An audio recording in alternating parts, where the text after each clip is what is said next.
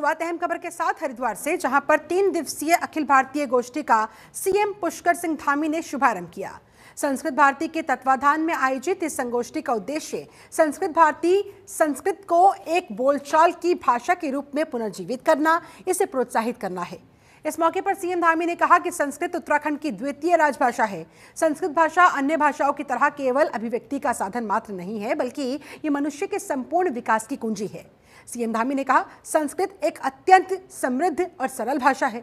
आज का यह आयोजन निश्चित रूप से इस दिशा में एक सकारात्मक प्रभाव छोड़ेगा। इस उम्मीद के साथ इस कार्यक्रम का यहाँ पर आयोजन किया गया, जिसमें मुख्यमंत्री पुष्कर सिंह धामी ने भी हिस्सा लिया। से देखा जाए कि संस्कृत एक अत्यंत समृद्ध, सरल और व्यवहारिक भाषा है और राजा विक्रमादित्य के समय तक संस्कृत भाषा आम बोलचाल की भाषा होती थी, परंतु एक बहुत बड़ा दुष्परिणाम यह भी रहा कि हम अपनी मूल भाषा से, अपनी देव भाषा से धीरे धीरे दूर होते चले गए। अब हमें एकजुट होकर अपनी मूल भाषा देववाणी संस्कृत को पुनः मुख्य धारा में लाने का प्रयास करना चाहिए। आज का यह आयोजन निश्चित रूप से ये केवल एक आयोजन नहीं है, बल्कि जो लगातार वर्षों वर्षों से साधना हो रही है, वर्षों वर्षों से काम हो रहा है, उसको और शोधित करने के लिए, अपने आप को परिष्कृत करने के लिए और स्वयं परिष्कृत होकर आप सब यहाँ से जाएंगे और इस भाषा के लिए, संस्कृत के प्रचार प्रसार के लिए जो हमसे अपेक्षाएं हैं, हम सबको उन अपेक्षाओं पर खरा। वहीं बद्रीनाथ केदारनाथ के लिए हेलीकॉप्टर ने उड़ान भरी। जॉलीग्रांट हेलीपैड से हेलीकॉप्टर ने उड़ान भरी। हेलीकॉप्टर से 20 श्रद्धालु रवाना हुए। बता दें आपको, एयरपोर्ट पर करीब 4 दिन बाद मौसम साफ हुआ, जिसके बाद हेलीकॉप्टर यहां से उड़ान भर सका। 4 दिन के बाद मौसम में थोड़ी राहत मिली है, मौसम साफ हुआ है, जिसके बाद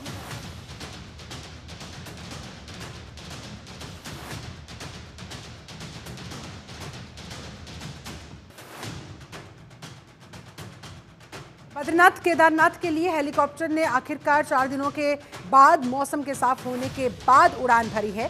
जॉलीग्रांट हेलीपैड से हेलीकॉप्टर ने उड़ान भरी। अपने साथ 20 श्रद्धालुओं को लेकर यह हेलीकॉप्टर यहां से रवाना हुआ। बद्रीनाथ के लिए ये फैसिलिटी, केदारनाथ के लिए ये फैसिलिटी, दरअसल मौसम खराब होने की वजह से पिछले 4 दिनों से यहाँ पर हेलीकॉप्टर के जरिए श्रद्धालुओं का रवाना होना हो नहीं पा रहा था, जिस वजह से अब फिलहाल मौसम जब साफ हुआ तो फिर से ये फैसिलिटी उनके लिए शुरू कर दी गई। पिछले 4 दिनों से यहाँ पर मौसम लगातार खराब चल रहा था, कभी भारी बारिश, कभी तेज हवाएं, जिस वजह से एहतियातन और सुरक्षा की दृष्टि के मद्देनजर ये फैसिलिटी तब तक बंद करके रखी थी जब तक मौसम साफ नहीं हो जाता, ताकि किसी भी श्रद्धालु की जान पर न बनने पाए। और अब चूंकि 4 दिनों के बाद मौसम साफ हुआ है, फिर से इस फैसिलिटी को वहां पर स्टार्ट कर दिया गया है।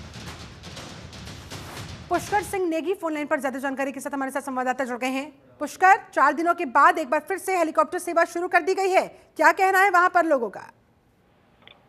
बिल्कुल, देखिए शिल्पा, आपने सही कहा कि काफी दिनों के बाद जो है मौसम आज साफ हुआ है, चाहे पूरे उत्तराखंड में, चाहे आप गढ़वाल की बात करें या कुमाऊं की बात करें या मैदानी जिलों की बात करें, तो आज मौसम साफ है। लेकिन 2 बजे के बाद जिस तरह से मौसम फिर बदलने के जो साथ साथ जो है हवाई सेवाएं जो आज से शुरू हुई थी, चाहे जॉलीग्रांट हवाई अड्डे की अगर मैं बात करूं तो यहाँ से जो है लोग जो है यहाँ से यात्रा करने के लिए बद्रीनाथ और केदारनाथ के लिए रवाना जरूर हुए हैं और काफी सहूलियत होगी शिल्पा, जो यात्री जो है हेली सेवाओं से जा रहे हैं, क्योंकि 8 कंपनियां जो है इस समय जो है फाटा हो गया आपका, या आपका जो अगस्तमुनि हो गया, तमाम सारे क्षेत्रों में जिस तरह से मौसम खराब होने की वजह से उन्हें इंतजार करना पड़ रहा था। वेटिंग लिस्ट जो है वो लगातार लंबी होती जा रही थी। ऐसे में जाहिर तौर पर पुष्कर राहत की सांस ली होगी इन श्रद्धालुओं ने। बिल्कुल बिल्कुल, देखिए एक तरफ से जो यात्री जो इस समय उत्तराखंड का रुख कर रहा था, उसको इसमें जरूर खुशी की माहौल हमको देखने को मिले, क्योंकि 17 तारीख से शराब पक्ष भी लग रहा है, तो यात्री जो है उत्तराखंड पहुंच रहा है। और जिस तरह से उत्तराखंड सरकार ने जो हवाई सेवाएं यहाँ पे शुरू की, 8 कंपनियां यहाँ पे काम कर रही हैं, तो कहीं ना कहीं एक यात्री को जो सुविधा मिलनी चाहिए, या किराए की अगर बात करी जाए तो किराए में भी यहाँ पे इजाफा हुआ है। कम से कम जो लोग जो है उत्तराखंड का दौरा इस समय कर रहे हैं, केदारनाथ पे जाएंगे, यात्रा करेंगे, तो कहीं ना कहीं एक सुखद यात्रा इनकी होगी, क्योंकि लगातार प्रशासन जो है अपीलें भी करता है मौसम को लेकर। पिछले दिनों आपने देखा होगा शिल्पा की सोनप्रयाग में जो बादल फटा था उसके साथ जो है यहाँ पे सड़कें जो क्षतिग्रस्त हो गई थी, रास्ते क्षतिग्रस्त हो गए थे। इनको जरूर बनाया जरूर गया था, लेकिन उसके बाद फिर लैंडस्लाइड हो गया था। लेकिन अब सरकार ने फैसला लिया है, हेली कंपनियों ने फैसला लिया है कि हेली सेवाओं के द्वारा जो है यात्रियों को जो है केदारनाथ और बद्रीनाथ और गंगोत्री यमुनोत्री की यात्रा कराई जाएगी। शुक्रिया आपका पुष्कर सिंह नेगी, इस पूरी बातचीत के लिए, जानकारी के लिए धन्यवाद आपका। वहीं कुमायूं मंडल में बारिश का कहर लगातार जारी है। इसमें जनजीवन पूरी तरह से अस्त व्यस्त हो चुका है। वहीं लगातार हो रही बारिश की वजह से जिले में 32 से ज्यादा सड़कें बंद हो गई, जिनको खोलने का प्रयास किया जा रहा है। जानकारी के मुताबिक हल्द्वानी में पिछले 24 घंटों में 165 मिलीमीटर से भी अधिक बारिश रिकॉर्ड की गई है। वहीं कुमायूं में मूसलाधार बारिश की वजह से गौला नदी का डिस्चार्ज 6000 क्यूसेक पार कर चुका है, यानी कि जलस्तर लगातार बढ़ता जा रहा है। इस वजह से चिंता भी बढ़ती हुई। NHAI की सलाह पर काठगोदाम गौला पुल यातायात के लिए फिलहाल बंद कर दिया गया। इस दौरान गौला नदी के बढ़ते जलस्तर को देखते हुए निचले इलाकों में अलर्ट जारी किया गया है। साथ ही लोगों से सावधानी और सतर्कता बरतने की अपील की गई है। वहीं प्रशासनिक अधिकारी लगातार संवेदनशील और अति संवेदनशील इलाकों का निरीक्षण करते हुए नजर आ रहे हैं। ग्राउंड जीरो पर एक्टिव बने हुए हैं। अभी 1 या 2 घर बहे हैं यहाँ पर, इसके पीछे बहुत सारे घर हैं और बहुत सारे लोग रहते हैं। अभी भी कुछ नुकसान नहीं हो रखा है। अभी भी यहाँ की पब्लिक प्रशासन का सपोर्ट करने के लिए तैयार है। एटलीस्ट कम से कम यहाँ पर दीवार बना दी जाए और ब्लॉक बना दिए जाए और ये कटान जो भी है वो कटान दूसरी साइड को कर दिया जाए, क्योंकि इसके बाद जो भी तबाही होगी वो प्रशासन भी झेल नहीं पाएगा। हम लोग कितने भी गलत है, बट प्रशासन हमसे ज्यादा गलत है, क्योंकि प्रशासन को ऑलरेडी 2 साल पहले बता दिया गया था यहाँ पर बहुत सारी दीवारें बनानी है, बहुत सारे ब्लॉक बनाने हैं। प्रशासन ने बिल्कुल भी काम नहीं कर रखा है। ये एक दीवार थी, गौला की बहुत पुरानी दीवार थी और 3-4 साल पहले से टूटी हुई थी और ये खड़ी थी। ये पहले के अधिकारियों को, निगम के अधिकारी, SDM स्तर के अधिकारियों को पहले बुला करके निरीक्षण कराया गया 2 साल पहले। उसके बाद भी ये दीवार नहीं बनाई गई, क्योंकि अधिकारी हर बरसात में इंतजार करते हैं किसी बड़े हादसे का, और वो हादसा हो गया और अब अधिकारी जागेंगे इस हादसे में और इस हादसे के बाद फिर सो जाएंगे। फिर 2025 की बरसात में फिर अधिकारी जागेंगे और अभी अधिकारी आ ही रहे होंगे जाग के। और ये दीवार कभी नहीं बनाते हैं। ये दीवार बनी होती तो आज ये दीवार नहीं टूटती। ये हादसा अभी और बड़ा हो सकता है। ये तो हमने फोन करा अधिकारियों को, अब उन्हें पता नहीं तो उनको यहाँ की कोई खबर नहीं रहती है। उत्तराखंड में मौसम खराब है। राज्य के पहाड़ी जिलों में जमकर बरसात हो रही है। मौसम विज्ञान केंद्र ने राज्य के कई जिलों में भारी से भारी बारिश का रेड अलर्ट भी जारी कर दिया है। वहीं केदारनाथ में आज सीजन की बर्फबारी हुई। यहां की चोटियों पर बर्फ देखने को मिली। रुक रुक कर बारिश भी हो रही है, जिस वजह से यहां पर धाम में ठंड काफी बढ़ चुकी है। ये रिपोर्ट देखिए।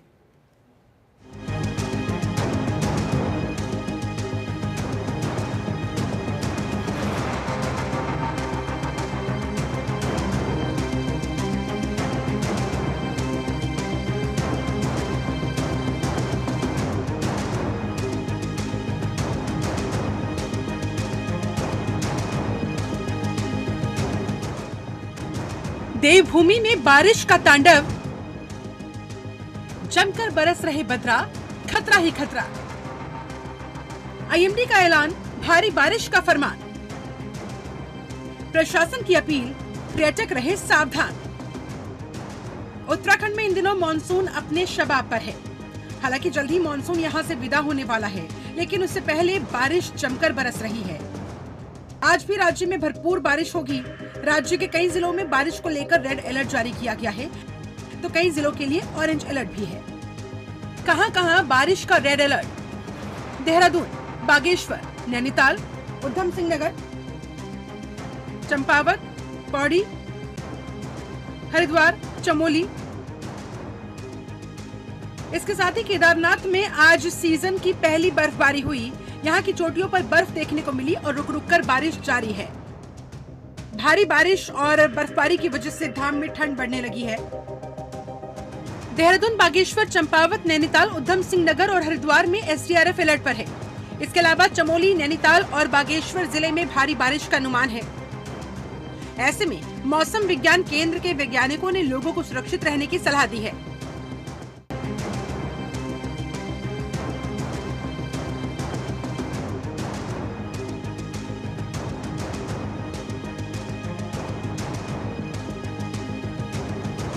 अधिकांश स्थानों पे हल्की से मध्यम वर्षा तो रहेगी, लेकिन चेतावनी की बात करें तो जो लोअर कुमाऊं के डिस्ट्रिक्ट्स हैं या फिर पूरा कुमाऊं रीजन जैसे नैनीताल, चंपावत, उधम सिंह नगर या बागेश्वर, पिथौरागढ़, अल्मोड़ा है, ऐसी पौड़ी हो गया, चमोली हो गया और देहरादून, हरिद्वार, यहाँ पर कुछ स्थानों पे भारी से लेकर बहुत भारी वर्षा की संभावना है, जबकि कहीं कहीं अत्यंत भारी वर्षा भी मिल सकती है। मौसम विभाग ने उत्तराखंड में भारी बारिश का जो रेड अलर्ट जारी किया था उसका असर दिख रहा है। चंपावत में बारिश जारी है। यहाँ लोहा घाट और घाट के नीचे नेशनल हाईवे पर लैंडस्लाइड हुआ। बहुत बड़े एरिया में लैंडस्लाइड होने से राष्ट्रीय राजमार्ग पर आवागमन बंद हो गया। फिलहाल सड़क खोलने के लिए प्रशासन और एनएच की टीम लगी हुई है। बारिश होने की वजह से सड़क खोलने में परेशानी हो रही है। वहीं मौसम विज्ञान केंद्र ने कई हिस्सों के लिए तेज बारिश के लिए अलर्ट जारी किया, जिनमें तेज बारिश का ऑरेंज अलर्ट जारी हुआ है उत्तरकाशी, टिहरी, रुद्रप्रयाग, अल्मोड़ा में। जनजीवन पड़ा मंद, स्कूल आंगनबाड़ी केंद्र बंद। लगातार हो रही बारिश के चलते प्रदेश का हाल बेहाल है। इसी को देखते हुए नैनीताल में आज सभी आंगनबाड़ी और स्कूल बंद रहेंगे। मौसम के रेड और ऑरेंज अलर्ट को देखते हुए राज्य के 5 जिलों में आज स्कूलों और आंगनबाड़ी केंद्रों में एक दिन का अवकाश घोषित किया गया। आज देहरादून, चमोली, चंपावत, नैनीताल और बागेश्वर में कक्षा 1 से 12 तक के स्कूल और आंगनबाड़ी केंद्र बंद रहेंगे। वहीं नुकसान की बात करें तो सबसे अधिक प्रभावित चमोली जिला है, जहां 29 ग्रामीण मार्ग, 1 राज्य मार्ग और 1 मुख्य जिला मार्ग बंद है। मार्गों के बंद होने से लोगों को भारी असुविधा का सामना करना पड़ रहा है। लोक निर्माण विभाग के अनुसार बाढ़ और बारिश से 50 पुलों को नुकसान पहुंचा है, जिनमें 15 पूरी तरह से क्षतिग्रस्त और 35 आंशिक रूप से क्षतिग्रस्त है।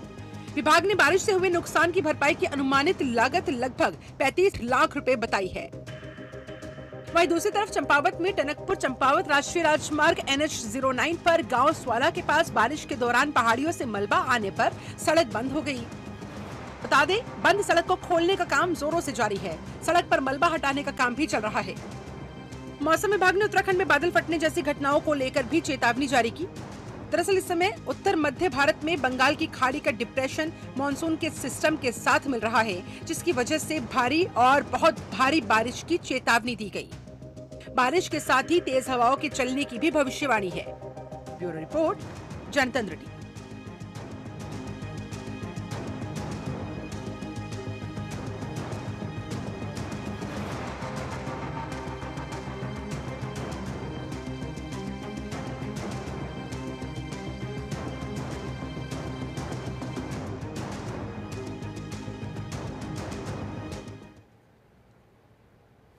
वहीं पिथौरागढ़ एसडीआरएफ टीम एक बार फिर यात्रियों के लिए देवदूत बनकर आई है। एसडीआरएफ टीम द्वारा घाट क्षेत्र में मार्ग अवरुद्ध होने की वजह से लगभग 400 लोग जो फंस गए थे, उन्हें रेस्क्यू करने का काम किया गया। एसडीआरएफ टीम को दरअसल सूचना मिली थी कि घाट पिथौरागढ़ से 2 किलोमीटर ऊपर दिल्ली बैंड के पास कुछ यात्रीगण फंस गए हैं। टीम ने तत्परता से सभी यात्रियों को सुरक्षित बाहर निकाला। इस रेस्क्यू ऑपरेशन के दौरान एक बीमार व्यक्ति को बाधित मार्ग से स्ट्रेचर के माध्यम से निकालकर तुरंत अस्पताल पहुंचाने के लिए दूसरे वाहन में भेजा गया। मुख्य मार्ग पर फिर से मलबा आ जाने की वजह से यातायात बाधित हो गया था, जिसे जेसीबी की सहायता से शीघ्र ही चालू कर दिया गया। एसडीआरएफ रेस्क्यू टीम की इस सफल कार्रवाई ने न केवल फंसे हुए यात्रियों को सुरक्षित बाहर निकालने का काम किया, बल्कि संकट की घड़ी में त्वरित और प्रभावी प्रतिक्रिया का उदाहरण भी पेश किया है और इसलिए एसडीआरएफ की वहां पर लोग काफी तारीफ कर रहे हैं।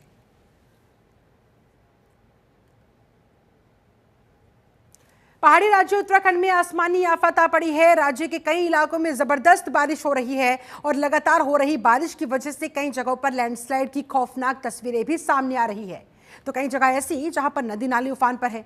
कई सड़कों पर बहते सैलाब ने लोगों का रास्ता रोकने का काम किया और कहीं कहीं तो ये संकट लोगों की जिंदगी पर भारी पड़ता जा रहा है। लगातार हो रही बारिश की वजह से पिथौरागढ़ के धारचूला तवाघाट राष्ट्रीय राजमार्ग में चैतलकोट के पास जबरदस्त भूस्खलन हुआ। भूस्खलन में पहाड़ी का एक बड़ा हिस्सा भरभराकर नीचे गिर गया। आप इस वीडियो में देख सकते हैं कैसे पहाड़ी का ये बड़ा सा हिस्सा अचानक से नीचे आ गिरता है। भीषण लैंडस्लाइड के बाद वहां पर अफरा तफरी का माहौल पैदा हो जाता है। ये पूरी की पूरी जो सड़क है यातायात के लिए बंद कर दी जाती है। धारचूला के उप जिलाधिकारी ने सभी टैक्सी यूनियन और स्थानीय लोगों से वहां उस रोड से, उस मार्ग से आवागमन न करने की अपील की है, ताकि किसी की जान पर न बनने पाए। आदि कैलाश यात्रा भी रोक दी गई है। भूस्खलन को देखते हुए स्थानीय पुलिस और प्रशासन लगातार नजर रखे हुए है। मलबे को हटाने का काम जारी है। आवागमन इस मार्ग पर दुरुस्त करने के बाद फिर से शुरू करने की तैयारी है।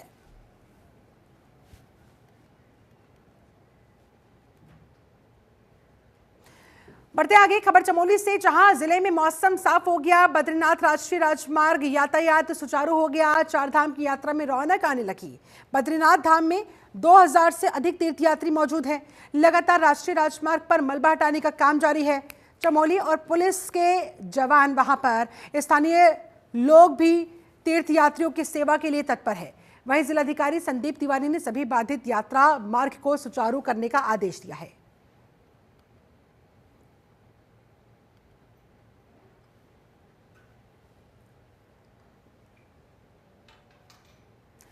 और अब खबर रुड़की से, जहां राज्यसभा सांसद नरेश बंसल ने विभिन्न विकास कार्यों का लोकार्पण किया। उन्होंने इस दौरान कहा कि विकास कार्यों में कमी नहीं आने दी जाएगी। जहां जहां बीजेपी के विधायक है, वहां वहां विकास कार्य किए जा रहे हैं। जिले की जिन विधानसभा क्षेत्रों में पार्टी विधायक नहीं भी है, वहां भी प्रतिवर्ष प्रत्येक विधानसभा क्षेत्र में 50 लाख की लागत से विकास कार्य उनकी निधि से करवाए जाएंगे, लेकिन काम रुकेगा नहीं। राज्यसभा सांसद नरेश बंसल ने कहा, भारतीय जनता पार्टी के शासन में पीएम नरेंद्र मोदी के मार्गदर्शन और मुख्यमंत्री पुष्कर सिंह धामी के कुशल नेतृत्व में प्रदेश निरंतर विकास के पथ पर आगे बढ़ता जा रहा है। इसी के निमित्त झबरेड़ा, भगवानपुर, मंगलौर और पिरान कलियर विधानसभा क्षेत्र में विभिन्न विकास कार्यों के पूरा होने पर इनका लोकार्पण किया गया। मैंने 3 विधानसभाओं में लगभग 1 करोड़ 50 लाख के कार्यों का लोकार्पण शिलान्यास किया है और 57 लाख के कामों की और घोषणा की है, जो भविष्य में होंगे 24-25 की निधि से। ये 23-24 के काम थे। 3 हारी हुई विधानसभाएं मेरे पास थी, उनमें मैंने प्रयास किया। क्या मानते हैं यहाँ पे जो विधायक रहे हैं या उनसे पहले रहे, उन्होंने तो इस क्षेत्र में काम नहीं करवाया? नहीं, ऐसा नहीं है। जहाँ हमारे विधायक चुनकर नहीं आए, वहाँ के हमारे कार्यकर्ताओं को ये लगना चाहिए कि सरकार उनकी है, जिले में भी सरकार उनकी है, प्रदेश में भी सरकार उनकी है। इसलिए उनके विकास कार्य, वहाँ का विधायक अगर नहीं चुना गया तो रुकेंगे नहीं।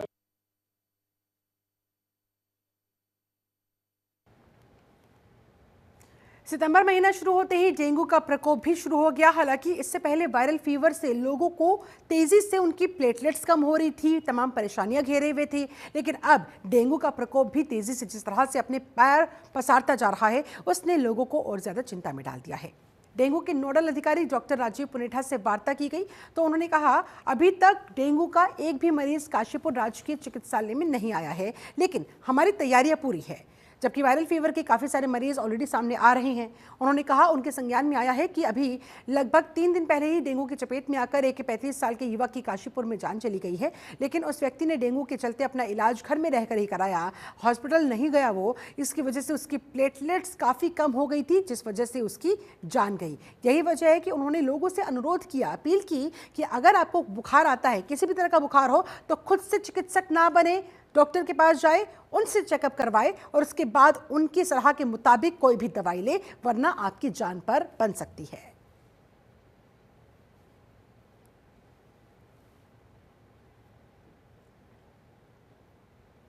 हमारे हॉस्पिटल में किट्स हैं, डेंगू के टेस्ट करने के लिए किट्स अवेलेबल हैं।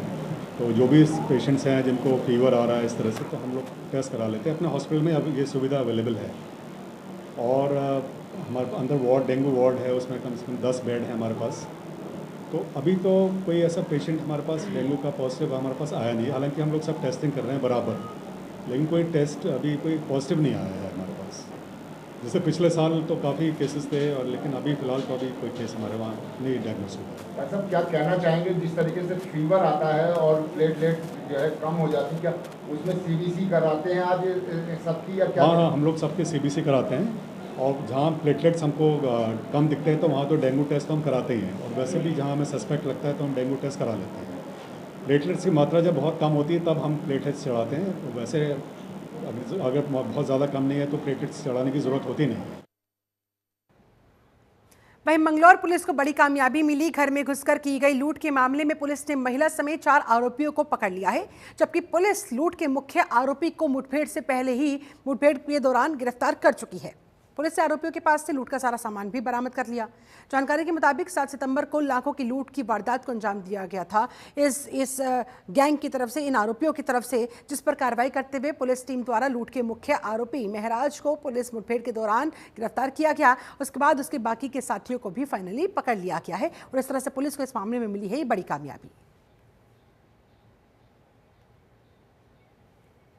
7 तारीख को मंगलौर थाना क्षेत्र में लिब्बारेड्डी के पास में एक घटना जिसमें वादी मुकेश कुमार जो यहाँ पर ब्याज का काम करता था उसके साथ घर में घुसकर एक 4 लोगों के द्वारा जिसमें एक महिला का भी नाम संज्ञान में आया था उसके द्वारा लूटपाट की गई थी, जिसमें वादी द्वारा बताया गया कि उससे करीब 14 तोला सोना 13 से 14 तोला और करीब 2 किलो के आसपास चांदी और कुछ पैसा लूटा गया है। इसमें तत्काल एसपी ग्रामीण और सीओ मंगलौर और इंस्पेक्टर मंगलौर की टीम ने तत्काल इसमें कार्रवाई करते हुए 2 दिन पूर्व ही मतलब पिछले 2 दिन पहले महराज को एक एनकाउंटर में और उसके साथ एक मुठभेड़ में उसको अरेस्ट किया गया था। उसी की निशानदेही पे आज 4 अन्य अभियुक्तों की भी अरेस्टिंग की गई है। इसमें दानिश और उसके साथीगण हैं जिनसे जो है 100% हमें जो लूटा गया सामान है वो